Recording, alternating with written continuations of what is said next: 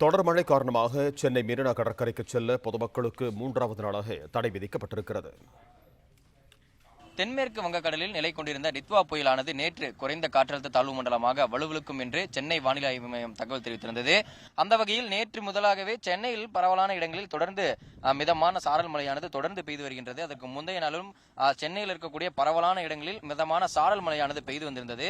தொடர்ச்சியாக இந்த மழை இடைவிடாது பெய்து வந்த காரணத்தினால் நேற்று சென்னையில் பல்வேறு இடங்களில் மழைநீரானது தேங்கப்பட்டிருந்தது. தொடர்ந்து அதனை அகற்றக்கூடிய பணியிலும் மாநகராட்சி ஊழியர்கள் ஈடுபட்டிருந்தனர்.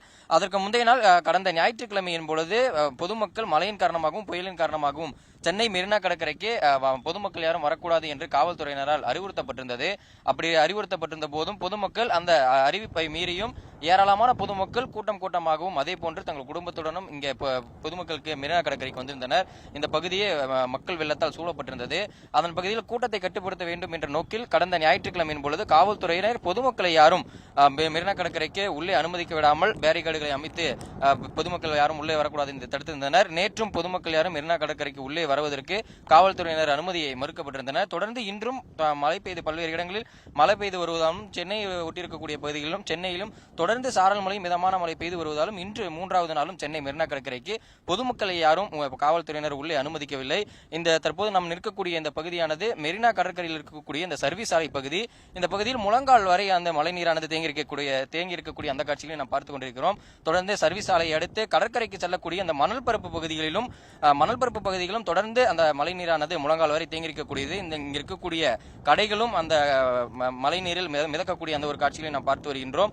தொடர்ந்து இப்படி இருக்கக்கூடிய நிலையில் இங்கே இருக்கக்கூடிய அந்த கடைகளில் அவர்களுக்கான அந்த அத்தியாவசிய அந்த வேலையானது இந்த கடைகளை நம்பி இருக்கிறதாக இங்க இருக்கக்கூடிய அந்த வியாபாரிகள் தெரிவித்திருந்தனர். தொடர்ந்து பொதுமக்கள் நடைபயிற்சி மேற்கொள்வதற்காகவும் தங்களுடைய நேரத்தை கழிப்பதற்காகவும் தொடர்ந்து மெரினா கடற்கரைக்கு வருவது வழக்கம். அந்த வகையில் தொடர்ந்து இன்று 3வது நாளாக இங்கு இருக்கக்கூடிய கடற்கரைக்கு பொதுமக்கள் யாரும் வரக்கூடாது என்று காவல்துறையினர் தொடர்ந்து அறிவுறுத்தியிருக்கின்றனர்.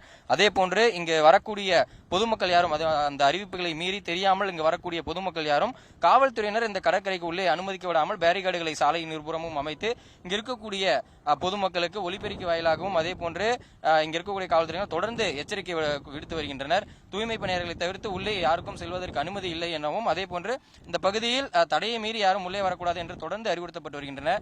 இங்க இருக்கக்கூடிய தெருநாய்களுக்கு சில சமூக ஆர்வலர்கள் உணவளிப்பது வழக்கம்.